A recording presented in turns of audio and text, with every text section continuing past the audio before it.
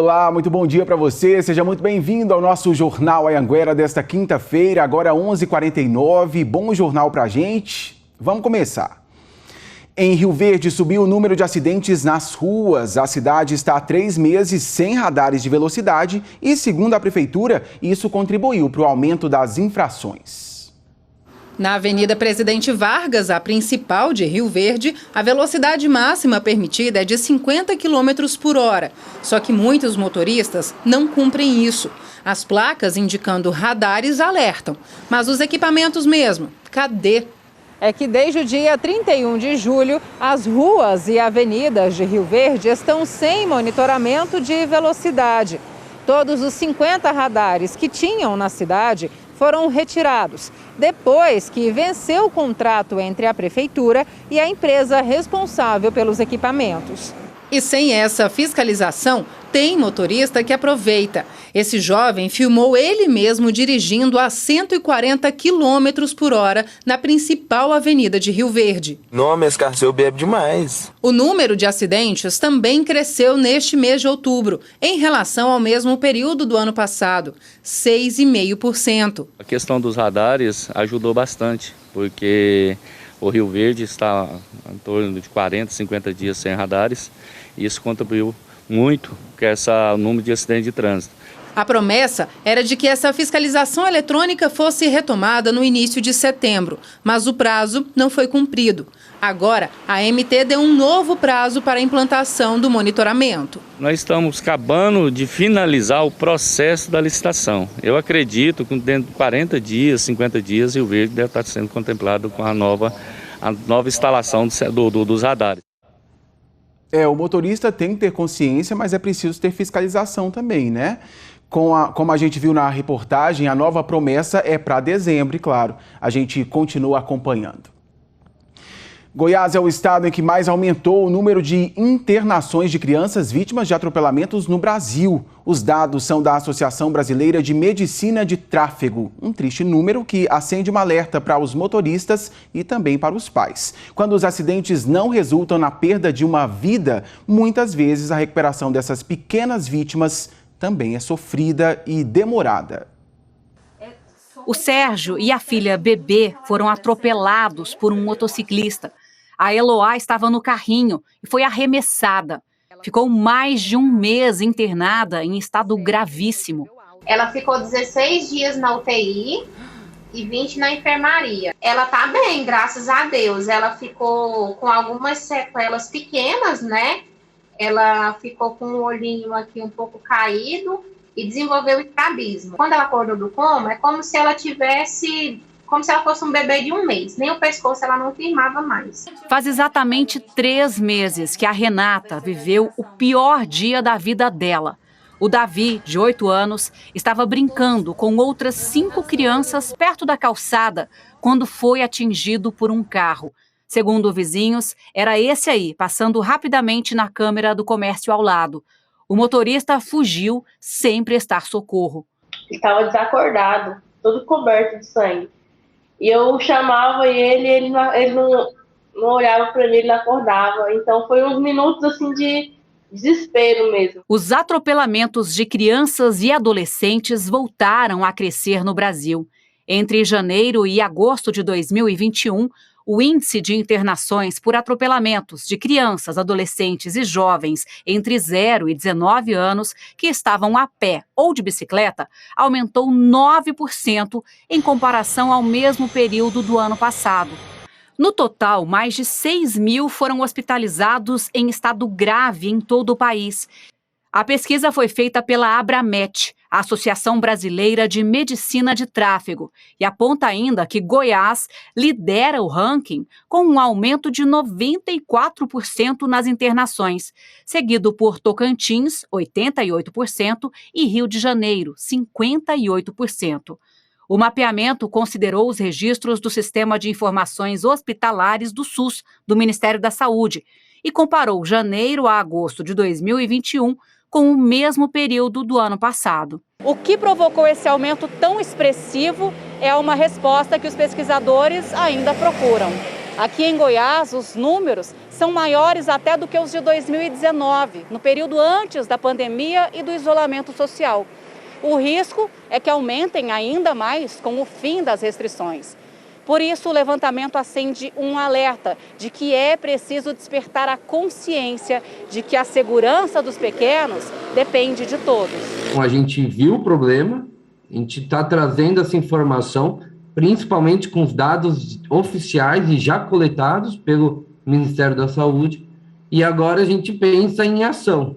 Então, o que a gente pode fazer e aonde a gente está errando para ter esses dados tão altos, principalmente no estado de Goiás. Os pesquisadores alertam que o impacto desses atropelamentos pode ser maior do que se imagina. O custo da medicação, possíveis sequelas, tempo de recuperação, afastamento da criança da escola, então é um prejuízo também educacional. A Eloá agora está bem melhor. Ela completou 1 aninho ainda no hospital e teve bolo. A bebezinha ainda segue fazendo reabilitação com fisioterapia, mas, felizmente, já está até participando da entrevista.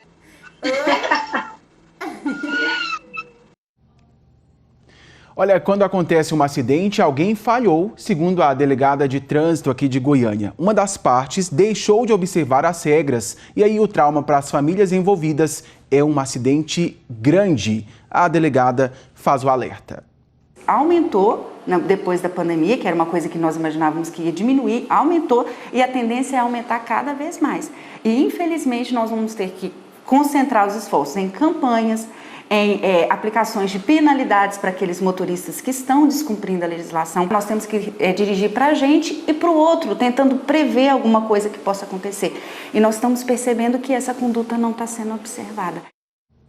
Precisa ser, né?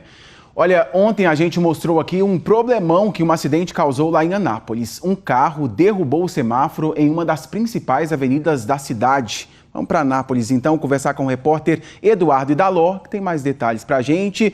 O cruzamento está liberado, o semáforo voltou a funcionar. Como está aí, ô Idaló? Bom dia.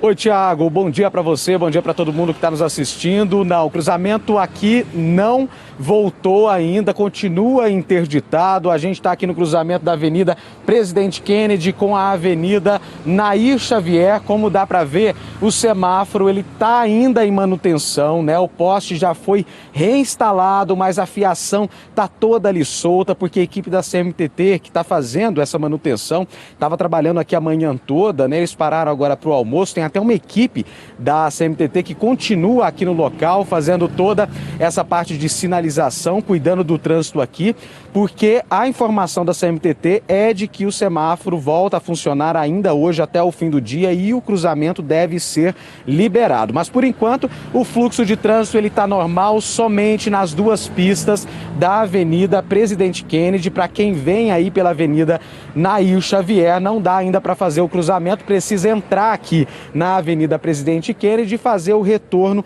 logo ali à frente. A gente tem imagens, né? Vocês estão vendo aí imagens do acidente que aconteceu ontem, quando era madrugada de ontem, o veículo passou direto nesse cruzamento, bateu em cheio no poste desse semáforo, derrubou esse semáforo. Nós conversamos com o delegado de trânsito aqui de Anápolis para saber se vai ser investigado, né, esse caso, né? Causou bastante transtorno aqui para os motoristas de Anápolis. Ontem, durante todo o dia, está causando até hoje. A informação que nós tivemos do delegado Manuel Vanderick, delegado titular de trânsito aqui da cidade, é de que não há indícios de crime para ser investigado. Segundo o relato que consta, né, no boletim da Polícia Militar, é de que não houve nem indício de embriaguez e também nenhuma situação que poderia ser investigada. Aqui ontem, né, perto do local, as pessoas falavam da possibilidade de racha, mas não existe nenhum indício disso no relato do boletim de ocorrência. Então, por isso, o posicionamento da Polícia Civil é de que não tem indícios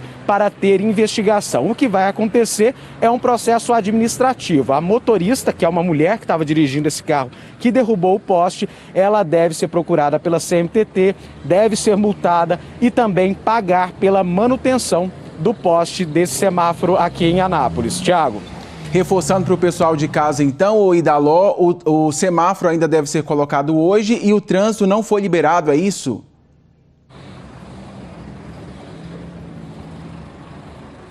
É isso mesmo, Tiago. O trânsito está normal no fluxo da Avenida Presidente Kennedy. Então, tanto para quem está descendo sentido centro, para quem está subindo aqui pela Presidente Kennedy, dá para passar normal aqui pela avenida. Só que quem vem pela Avenida Nair Xavier não dá para cruzar ainda por aqui. Precisa entrar na Avenida Presidente Kennedy, como o nosso repórter cinematográfico Divino Costa está mostrando. O pessoal tem que subir até ali em cima, fazer o retorno e voltar pela Avenida Presidente Kennedy.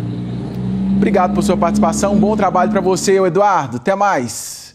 Olha, um motociclista de 26 anos ficou gravemente ferido num acidente lá em Catalão. Testemunhas contaram que ele entrou de uma vez numa avenida e acabou batendo num ônibus que fazia o transporte de funcionários de uma mineradora. O impacto foi tão grande que o para-brisas do ônibus ficou trincado. O ciclista segue internado na Santa Casa de Catalão.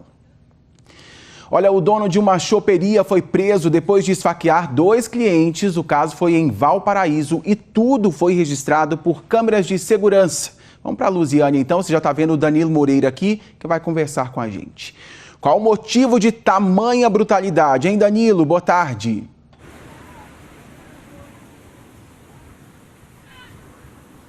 Oi, Tiago. Boa tarde para você também, para todo mundo que acompanha a gente aqui no J1. Olha só, segundo o boletim de ocorrência da Polícia Militar, toda essa confusão começou por conta de ciúmes, já que uma das vítimas estaria namorando com a ex-mulher de um dos suspeitos aí dessa confusão, viu? Essa confusão aconteceu em uma choperia que fica em Valparaíso de Goiás. Um dos suspeitos, então, foi tirar satisfação com essa vítima. Logo em seguida, chegou um outro homem para ajudar esse suspeito aí nessa confusão.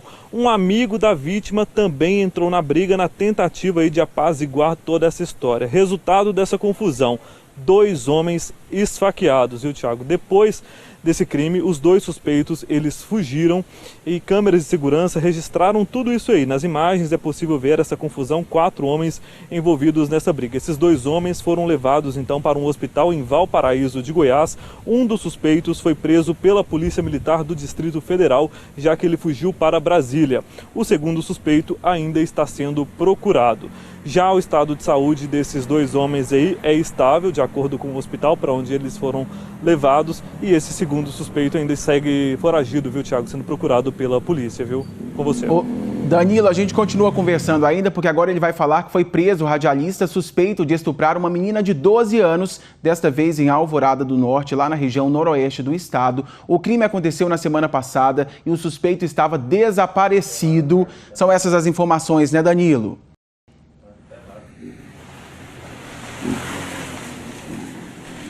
Exatamente isso, viu, Tiago? A polícia conseguiu chegar até este homem aí pelas investigações, né? Já que esse suspeito aí, assim que ele ficou sabendo que estava sendo procurado, também fugiu para Brasília e acabou sendo preso hoje de manhã. A gente relembra esse crime aí pro pessoal que está assistindo a gente aqui no J1. De acordo com a polícia, a menina de 12 anos foi estuprada por esse homem de 38 anos que trabalhava na prefeitura de Alvorada do Norte. A tia da menina contou à polícia que a versão da menor é que ela estava conversando com este homem pelas redes sociais e ele acabou convidando essa adolescente então para ir até a casa dele para retirar uns prêmios que ela teria então ganhado.